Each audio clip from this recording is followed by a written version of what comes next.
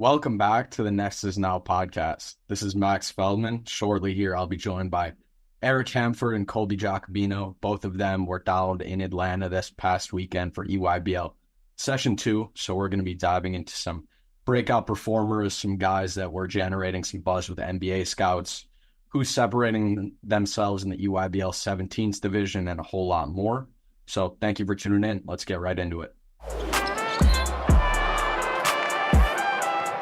Colby, Eric, welcome on. I appreciate you guys taking the time. Fresh off a big weekend down in Atlanta. I know you guys got plenty to probably break down. So before we get into some names, I know there were some big time matchups just looking at the schedule going in. So wanted to ask, start with Eric here. What was the best matchup you saw this weekend down there? Come on, man. New Heights Lightning and Knight Riders 17U. I think that took some people by surprise, honestly, right? Like, people are used to Knight Riders kind of doing what they do, coming off back-to-back E15 and E16 championships. And then Malik Thomas and crew came in and spoiled the party. I think it was really good for the circuit because it goes to show if you don't bring it every single game, you get caught sleepwalking, you're going to get punched in the face. Nobody is safe. It doesn't matter how many stars you have. And I think that's what makes EYBL a different breed than some of the other circuits. No doubt, absolutely. That was kind of a crazy scoreboard takeaway to see that. Obviously, a lot of people going into this spring kind of thought Knight Riders was just going to cruise here, go undefeated, and just dominate like they had the last 2 years, especially after adding Caleb Wilson. But that was a crazy one. Colby, what'd you have there? I'm going young here. I'm going 15U matchup. Team Durant, JL3 Elite. Max, I was texting you during this one. Number one, what made it so unique was it was packed with NBA scouts to watch a bunch of 15-year-olds. That usually doesn't happen, and that game lived up to the billing, and I would say even more.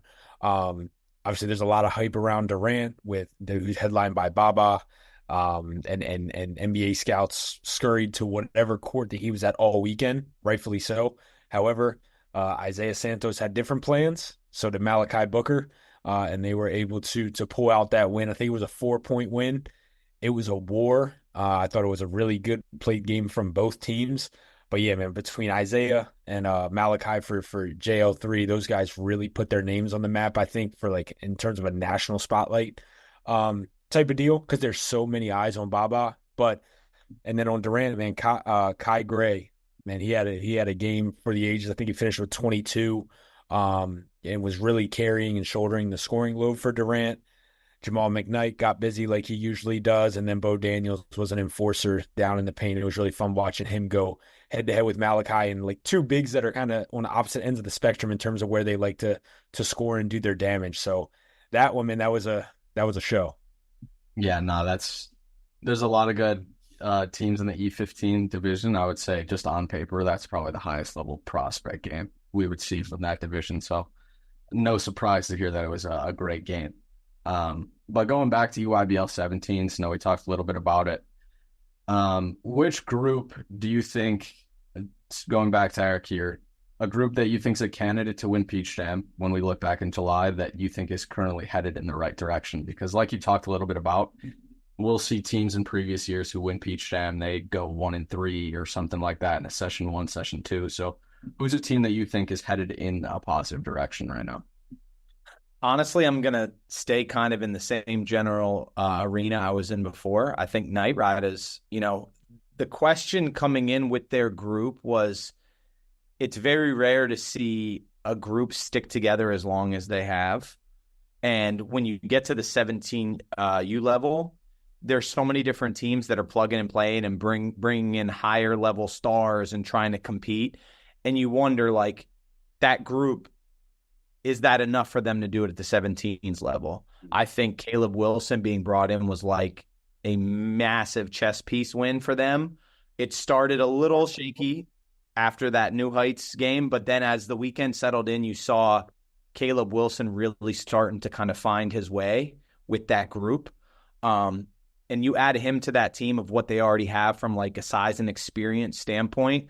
They've been on the biggest stage, right? Like they've won back-to-back E15, E16 championships. Now you're taking that experience and that cohesiveness with that group, and you're adding a 5-star top 10 kid in the country with them. As long as Caleb kind of settles in to his role, it's hard to go against a group that has all of the other pieces and has already done it at the highest level. So I got to say, like, it might be one of those situations where that loss was the best thing for them ultimately in order to kind of like refocus them, re-energize them, and just kind of get settled and ready for session 3 and beyond. Yeah, absolutely. They've been so dominant the last 2 years, and I feel like even those complimentary guys like Dante Allen, Wembley, Alex Lloyd around the Boozers know how to play with that group so well, and then you throw another 5-star guy in the mix. You're probably going to take some bumps, but the upside's crazy if you can kind of fit in alongside those guys. The trust is there. The trust is there with that core group because they've been together forever. Is now the question is, can Caleb get that trust, and can it go both ways? And if you get that to lock in, it's going to be pretty scary. Absolutely. Colby, who'd you think here? Guys, buckle up because you might not see this one coming. But I'm gonna side with the if it ain't broke, don't fix it team takeover. Do want to highlight one more team when I'm done my spiel here, but I think, obviously coming into this spring and summer, their roster on paper may not pop like it has in the past years at 17U level. But what we see is just a group that is more, I don't want to say the most cohesive group that we've seen, in this 17U pool, but they're up there. And I think, they're obviously has some of their parts, and that's led by Jordan Smith, who I think is about to take a massive step forward, asserting himself, obviously playing up on the 17s level. Another thing is, another glaring, I would say, weakness, if you want to call it, was just their overall size. And people were questioning whether Christian Gerdak could really anchor the inside there against, these more athletic bigs. He showed it this weekend, and he did it at ridiculous efficiency. I mean, I think he scored, I don't have it in front of me, but somewhere between 65 and 70% from the field. Now, obviously, he's not venturing away from the rim too much there, but when you're getting the floor game from Derek Dixon, the intangibles that you have with Jordan Smith, and Nick Lewis played really well over the weekend, which was huge for them. When all that stuff's rolling for them, based off their experience, the culture, the intensity that they play with, I mean, that was my second game in terms of the best matchup to watch for Team Takeover and Oakland Soldiers that Friday night. I thought it was a great atmosphere, but they have it going on, and I think that their experience throughout, whether it's the kids' experience from in their high school teams and winning, or again just being with Takeover and knowing that culture, it's going to carry through here, and get them some wins that probably people don't see them winning. But I do want to just mention like a dark horse, Team Hero. You can't ignore what they're doing. I think Xavier Mitchell is one of the biggest mismatches, I think, at the 17U level. He just does everything, and for his size, it's one of those things where you're watching him and he's not like overwhelming anybody, but he just gets it done. He just finds a way to get it done every single possession. And when you see Davion Hanna join that mix, and it was seamless, I would say from the NBA players who were in attendance, who were watching Team Hero, every time I saw Davion do something, I would glance over at the players and they would just make a face because it was just big time shots, very smart, efficient, operating with the, off the bounce. So you look at them now, other than Expressions Elite, who's 6-0, they've been taking care of business as well. Team Hero's 74-point differential in terms of their wins and losses. So, they're taking care of business, and you got to watch for them. Absolutely. No, those are all three very good mentions, and I think the big theme between the three is continuity, and like those guys have been playing together for a long time, and they all play a very specific style, brand of basketball. So, yeah, Hero especially, that was one Travis and I talked about a little bit last week coming off Memphis. Those guys have been playing together for a long time. You throw Davion Hanna, just like you do with Caleb Wilson with Night Riders, the upside goes to even another level. So those are all good ones. Going down to the younger guys, actually, no, not specifically younger guys, but no, this was the first session permitted for NBA people after not having them in Memphis last weekend. So from your guys' talks in the gym, starting with Eric, who are a few guys that left an impression for scouts there? Well, I think a lot of them were focused on the AJ DeBonta, Tyron Stokes, Cam Boozer trio, anytime those teams were playing, Soldiers, Knight Riders, the court was filled. Similar to what Kobe said, there was a ton that were watching Baba as well as like kind of next up. I would say some guys that are starting to really get some buzz specifically this spring. I think the Brandon McCoy train is starting to rev up and take off just from a guy that now he's in the 6'4" range, athletic, long, makes people better, fills up the stat sheet, good personality. Like he checks a lot of those different boxes. I do think I didn't know you were going to bring him up, Kobe, but like Xavier Mitchell is hiding in plain sight. Davion Hannah, like those guys who were just putting up like massive numbers. And it is always interesting to see like the current or former pros, because they view guys a little bit differently than guys who haven't played at that level. And you see them like certain guys and you're like, well, if they do, they must have something, that they see that we don't. I think those two guys were prime examples of that. I would say Jalen Harrelson is obviously another very popular name based on size, field, just ability in general. And Malik Thomas just puts up numbers, right? Especially on the biggest stage. Like, again, is his game not as it doesn't pop maybe as much in terms of he's not like a crazy vertical athlete, but when you talk about just like a niche skill, shooting and scoring the basketball, like he does some stuff that is very unique, and I think he put himself in a really good position as well. No doubt. Colby, what do you think here? Man, I'm telling you, I had 3 or 4 and different NBA personnel people come up to me and just say, hey, you gotta tell me about Jordan Smith. I know I brought him up already, but just for those who weren't familiar with him, what I think the most reaction I saw was against in that Soldiers game where he got a steal. Somebody was chasing him down pretty much on the break, and off one foot, he just exploded and went up and threw it down with 2 hands, and everybody's majority of the scouts' eyes just kind of popped open because you didn't expect it. And that's how it is. Like if you're used to watching Jordan Smith, that's coming. But I think what spoke loudly about it for the NBA guys who had not seen him play, they were like, man, and he can shoot it. And I was like, well, that is the one massive hole in his game and has been, but it's what he's worked on all season. And like specifically in the mid range, getting to his spots and rising up with confidence. He was hitting all the shots. I don't know if that's a sign for things to come throughout the summer.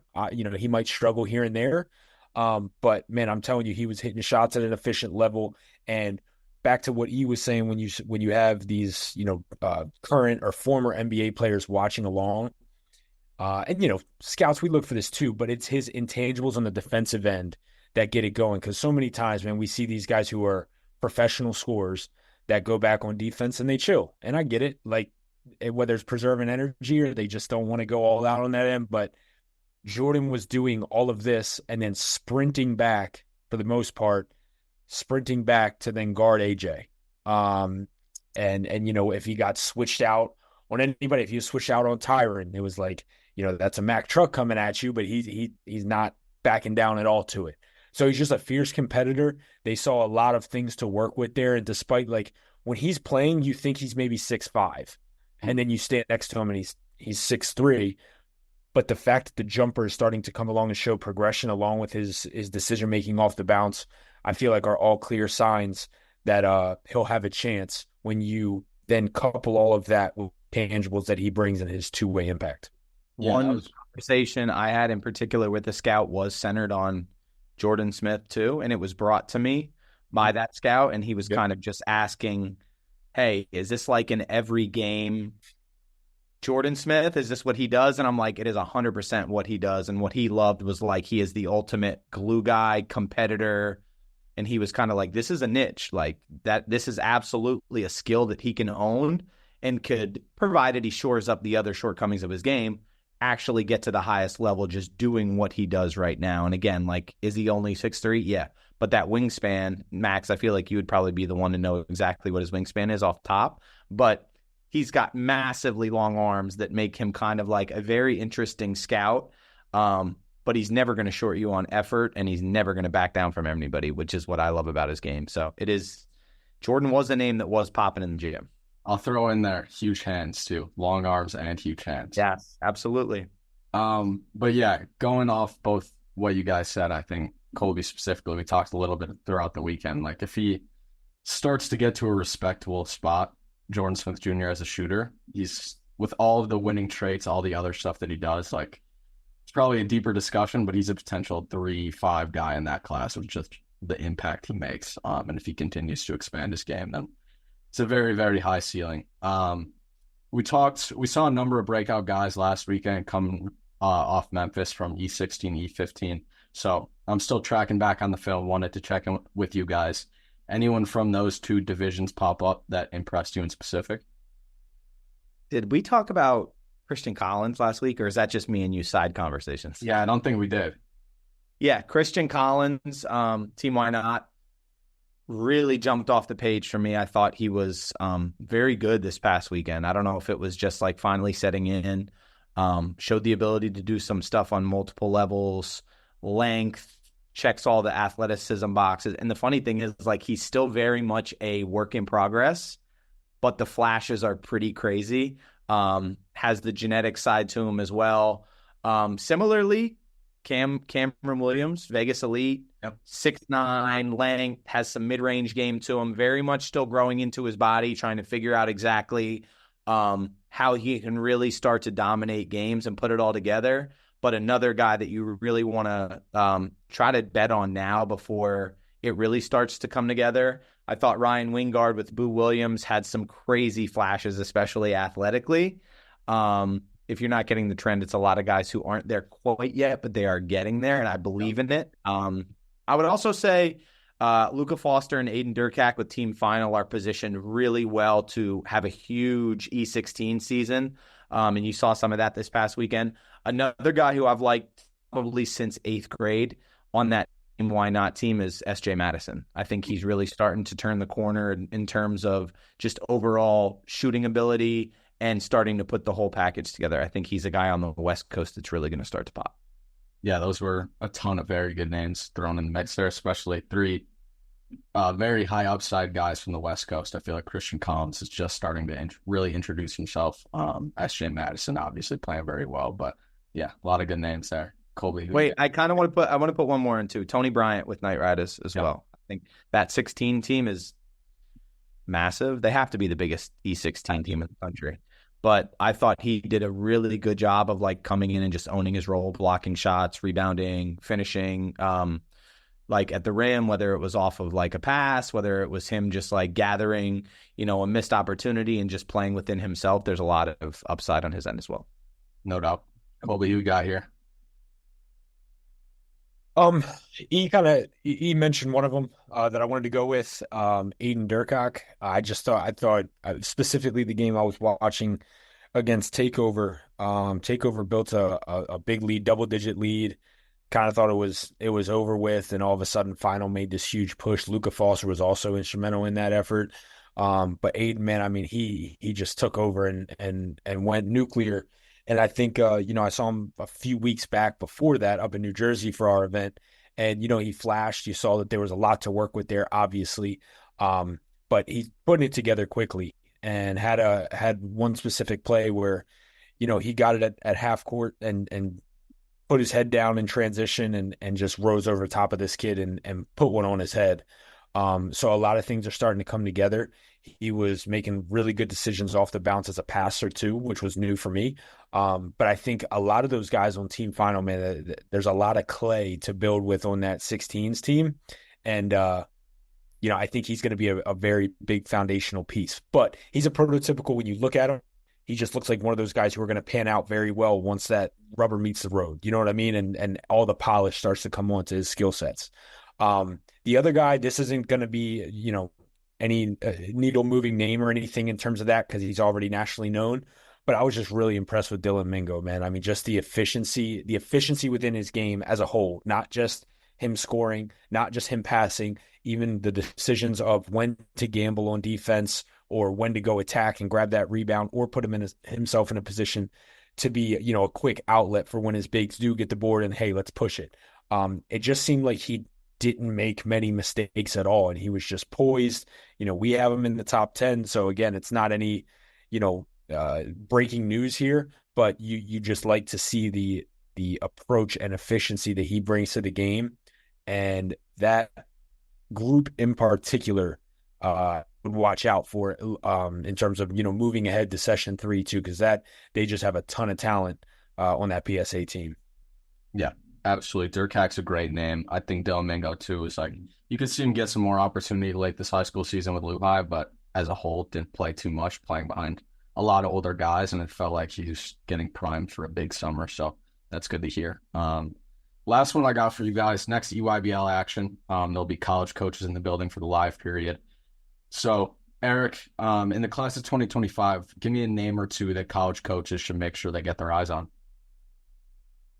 I thought Jamarian Davis-Fleming has been really good for Team Thad, again, as like a rebounder, shot blocker, rim runner, really starting to round out his skill set. And to play off Kobe, I thought Caden Mingo just continues to show, coming off of the Scholastic season, that like he knows how to score the basketball. And it's nothing new. I've had this conversation before, and I've seen it hundreds of times with guys who, when they're in middle school, they're top dog. And then, as high school happens, there's injuries, there's certain things that happen. Caden has always been one of the highest regarded guards in this class. And sometimes things kind of like steer you off course and things happen that you don't have control of. Caden is just proving again that like he's always been here. And sometimes that's what happens. Other guys pop up and, again, there's unforeseeable things, injuries and whatnot. But Caden has always been one of those guys. And it's nice to see him, in his last go around kind of reproving like, hey, I'm still here. This is what I do. This is what I've always done. So I'm actually very happy to see where he's at. Absolutely. Colby, to finish up, I got a feeling who you're going to go with here, but go for it. Ryan Crotty from Boo Williams is who I'm going with, man.